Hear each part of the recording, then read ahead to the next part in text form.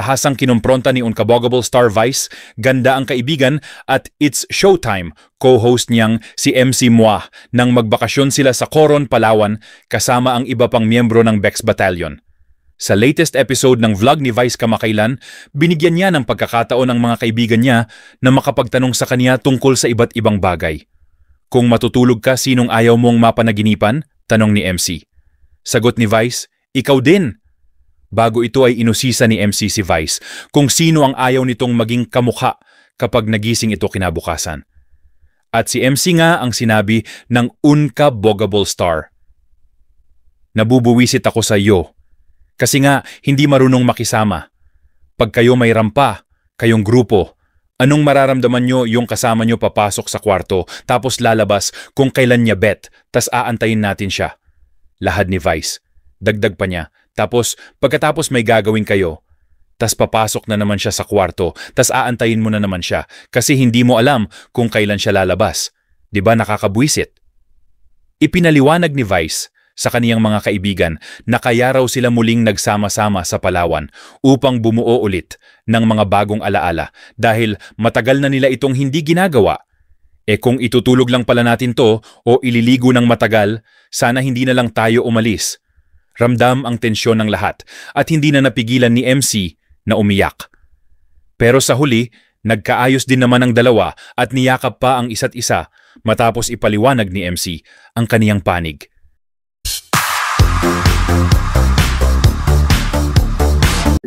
Of course, ang napanood namin ni Romel, napanood nyo rin. Ito po yung vlog na inilabas ni Vice Ganda kung paano niyang ipinahiya ang stand-up comedian na si MC sa kanyang vlog. Natural, napakarami pong tumatawag sa amin, sa akin, ang daming tumatawag, nagte-text, awang-awa kay MC. Gusto ko lang po munang sabihin, nakilala kong una si Romel Chica, sina Chocolate, Sumalangit Nawa, sila Ate Gay. Pagkatapos ng batch nila, nakilala ko naman si MC at si Lassie. Mga bata pa ito noon, wala pang kamalak-malak sa pagpapatawa sa entablado sa mga comedy bar. At wala po akong masasabi, mababait na bata ito na hindi mo kakikitaan ng kayabangan, ng maere, ng pagiging, alam mo yun, di ba? Meron kasi yung iba na hindi pa man, alam mo na kagad na nagmamaganda na, di ba? Oh, yun. Yun po, ang dami pong nagtatanong, bakit naman ginawa ni Vice Ganda ang ganyan kay MC? Samantalang, pwede niya namang kinausap na lamang si MC ng sarilinan at doon na lang niya kinatkatan ko ano ang gusto niyang sabihin. Romel, ikaw muna. Ay nako, syempre dahil kami ay belong sa isang grupo ng mga komedyante at comedy bars po ang aming pinagtatrabuhan, doon kami nagkakakilala. Usapan po yan ng patagilid na may maririnig ka na, eto na. Ano mo yun? Ayan na. Ito na, lumalabas na. Kasi syempre, sa mga unang mga bahagi ng mga kwentuhan natin, di ba nanay?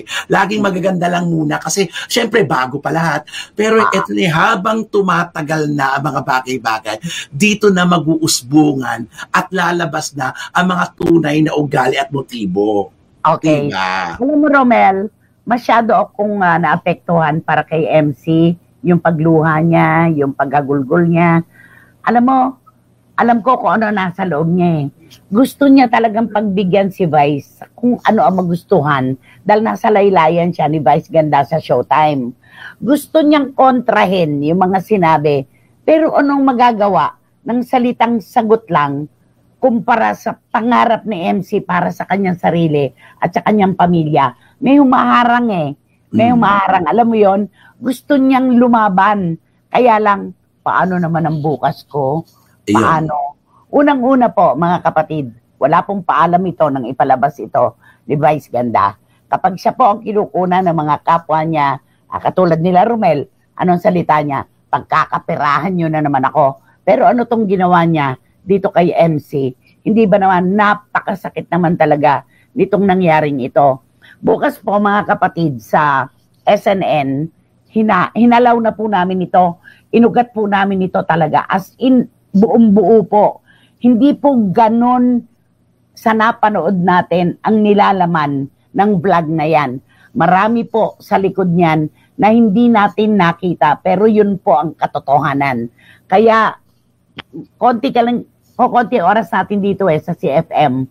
Sa SNN kasi, nadalirot po namin yan mula sa pinakaugat hanggang doon sa dulo. Ang ano ko lang, nakakaawa lang si MC na ipinahiya publicly, di ba? Ito sabi ni Juris Dr. Channel, tinan mo, kahit gaano pa ka-close para sa akin, hindi dapat ganito yung pagharap sa mga personal na issue. Hindi ibig sabihin na komedyante ay may karapatan ng manghiya o sirain ang dignidad ng isang kaibigan. May hangganan ang pagpapatawa, lalo na kung nasasagasaan ng dignidad ng isang tao.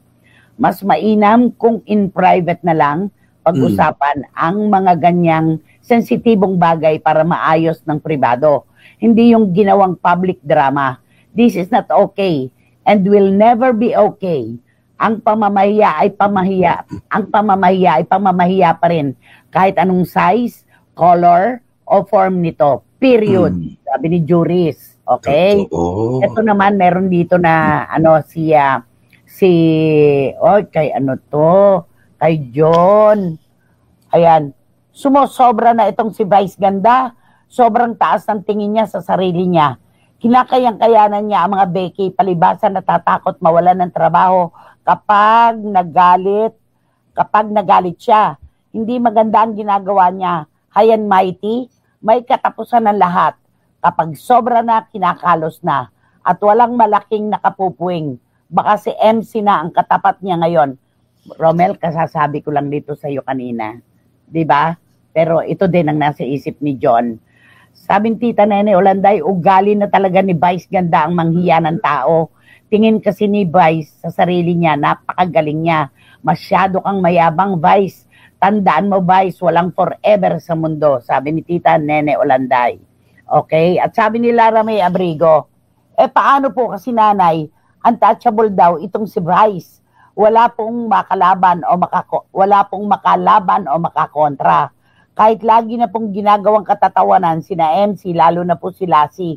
Okay lang sa kanila, ma-please lang ang Reyna. Pero dapat po may nakapagsasabi sa kanya maski paano. Tama itong punto mo, Lara May, tama ito. Okay? Ito po ay isang pampublikong kahihiyan para kay MC.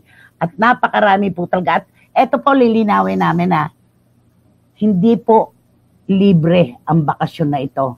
Hindi po ito libre.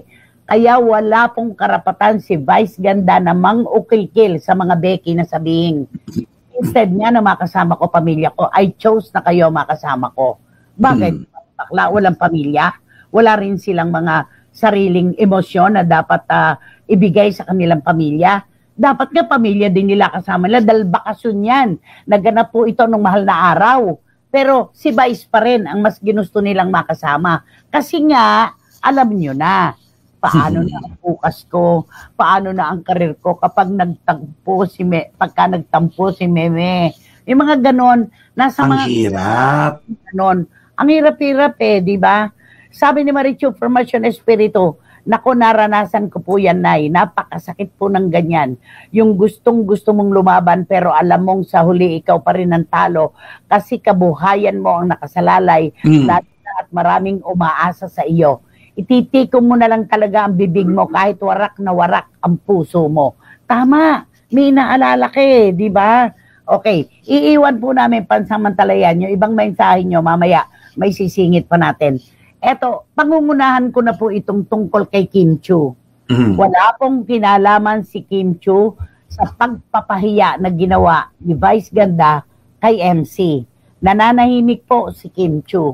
Wala po siyang kinalaman dito. Pero, nababanggit po ang pangalan ngayon ni Kim Chiu dahil meron pong koneksyon sa nagaganap ngayon. Una, maaaring si Kim Chiu i-deny niya to. Si Vice Ganda, maghahabi-habi din ito ng mga salita para patunayan na hindi totoo itong ikukwento namin. Pangatlo, gagawa sila ng damage control para mapanatili ang magandang imahe kuno ng Showtime na nagkakasundo ang mga hosts. Inuurahan na po namin yan at inaasahan na namin yan na may ganyan na magaganap. Pero bago yan, sabi ni Wating Wating, ang tunay na kaibigan, pinoprotektahan ka, hindi ka pinapahiya at ginawa pang content, sabi ni Wating-Wating. Okay, eto na po yun. Kaya nadamay dito si Kim Chiu dahil doon sa kwentuhan, pagkatapos ng pagpapahiya kay MC, si Kim Chiu pala, kapag may samahan ng loob kay Vice Ganda, hindi na lang pumapasok. Hindi pala pumapasok kinabukasan dahil alam niya na hindi siya bibigyan ng ilaw nitong si Vice Ganda. Hindi siya bibigyan ng moment. Hindi man siya sampalin, kukurutin pa rin. Kaya yung bata, umiiwas na lang, walang kakayahan lumaban. Alam mo na, di ba? Siguro iniisip din niya, kinabukasan niya, di ba? Baka mamaya maging biktima siya ng kung ano nung kwento. Hindi na lang siya pumapasok. Ganun pala yun. May mga ganyan palang eksena. So, ang ibig sabihin, kapag yung mga kasamahan pala na minsan hindi natin nakikita, may something na nangyayari. At hindi lang yan, Romel. May nagkwento din sa akin na pinakaingat na ingat itong si Vice Ganda kay Ann Curtis. Dahil si Ann, lumalaban. Nakikipagbardagulan sa kanya. Di ba? At kapag nagbibida-bidahan pala itong si Vice Ganda, kunwari may contestant, walang pambayad ng tuition fee o utang, ako na lang ang magbabayad ng utang mo o ako na magbabayad ng tuition fee. Alam mo, lahat pala may mga self-balloon. Lahat pala yan na, nako, eto na naman, nag-preach na naman. Sana man lang yung pinipreach niya, ginagawa niya. Bibang-biba na naman, bidang-bida na naman. Samantalang yung mga taong malapit sa kanya, hindi naman niya ginagawa ng ganyan, nakabutihan. Mga ganon. Mga ganon, naglalabasan yung mga ganyang kwento. Kaya inuulit po namin, walang kinalaman si Kim Chiu dito, wala talaga siyang dapat panagutan sa kwento ng pamamahiya ni Vice Ganda kay MC. Pero, nadadamay ang kanyang pangalan dahil sa mga kwento sa loob mismo ng Showtime kung ano nagaganap kapag itong si Vice Ganda ay ginaganyan ang mga kasamahan niya. Hindi na lang pumapasok si Kim Chiu. Ganon na nangyayari. Sabi ni Dan Clavesillas, watch niyo po ba? Issue pa rin po ng superiority and who's the subordinate yan. Feeling siya ang nasa pedestal. Feeling I am the boss. Sabi ni Dan. At sabi ni Eddie Litada, nasa sistema na nitong kabayong to ang kanyang pamamahiya sa kanyang mga kasamahan. Magwawakas din yan isang araw, sabi niya. At sabi ni Juris Dr. Channel, kawawa si Kim Chiu, nadadamay ka at wala siyang kinalaman.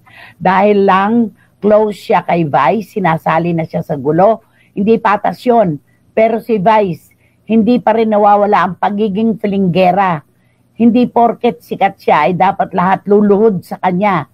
Kung kutis lang ang basehan, halatang galing sa mayamang pamilya si MC. Hindi gaya ni Vice na kadalasan ay nakikita ang magaspang na kilos at pananalita. Pinopromote pa naman niya yung good vibes. Pero mahirap paniwalaan kung may ipinapahiya siya sa publiko na ganyan. Mag-ingat siya. Bawat palayok may katapat na sandok. Dapat to, bawat palayok may kalapat na takip. Pero sa kanya, may katapat na sandok. Alam mo yun, parang walang maliit na hindi nakapupwing, walang malaking nakapupwing, ganon. Sabi ni Boyce Caragay, pabida palang kabayong to, na feeling siya ang reyna at di pwedeng kalabanin. Naalala ko tuloy ang comics dahil sa self-balloon na sinabi nyo. Okay, Ediletada, thank you. At eto pa sabi ni Boyce, si Yoka ba kasi Hodang mas mayaman siya sa mga grupo at kaibigan niya, lalo under niya ang mga Becky dahil halos lahat sila sa bar niya nagwo-work. Pero grabe kung lait-laitin niya at saktan niya. Pero siya, hindi mo pwedeng ganunin. Totoo yan. Walang makakakontra kay Vice. At inamin niya dun sa vlog. Ako lang naman na makakasita sa iyo ng ganyan. Pero alam niyo po mga kapatid, pag nalaman niyo po yung kwento, totoo, walang makakasita kay Vice Ganda. Pero may ginawa po si Vice Ganda nung araw na yon, nakasita-sita, pero hindi niya pinansin dahil siya si Vice Ganda. Diba? Ganun yon. Napakahirap ng ganyang sitwasyon. Alam mo. Galing daw ng San Francisco, si Herminia Carion. Buti nakaabot siya. Nakasi Kim Chiu siya. Talagang ano to. Ang dami dito, ang dami-dami nagsasabi, Vice ganda, tandaan mo to, walang bukas na hindi natatapos kapag ang ngayon mo ay hindi maganda. Walang darating na bukas sa iyo. Matuto ka na sana, ang tanda-tanda mo na. Nako, grabe, grabe talaga. Ang dami-dami po nito.